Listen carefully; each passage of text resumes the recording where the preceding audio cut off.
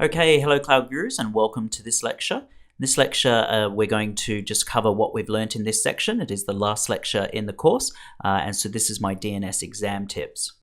So I'm in the AWS console right now. Feel free to go through and start terminating all your instances because you don't want to go over your free tier allocation.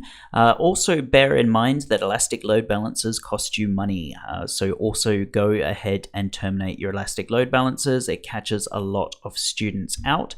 Make sure you have deleted all of them, and they can be difficult, difficult to see, and it can be easy to forget about them.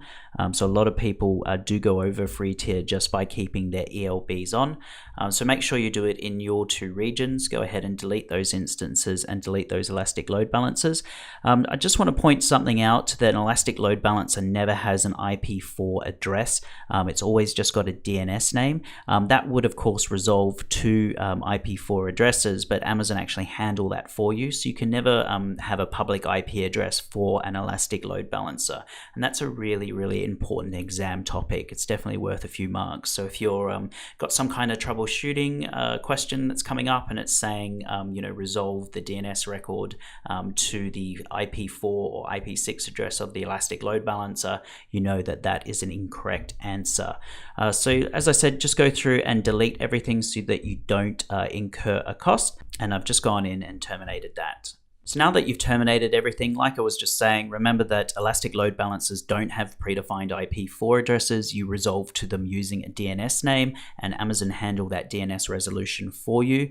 You should understand the difference between an alias record and a CNAME. Remember, an alias record acts sort of like a CNAME, except you can resolve individual AWS resources. So you can resolve Elastic Load Balancers, for example. You can resolve CloudFront distributions, for example. And if you're given the choice in any exam question to choose between an alias record and a CNAME, always choose an alias record over a CNAME because in most scenarios you're always going to be resolving to an AWS resource.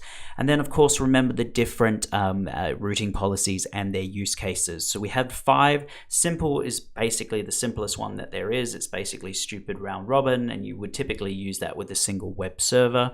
Weighted is where you want to do things like A and B testing. So maybe you've got a new website that you're bringing into production, but you want to make sure that it's going to increase in sales. So you send 10% to your new website and you send 90% to your old website. Latency is based on your end users, so how will they get the quickest performance? We use that example of someone in South Africa trying to connect in. And then we have failover. Failover just means where you've got a production and a DR site, and your DR site only comes online if your production site fails a health check, and we went in and created those health checks.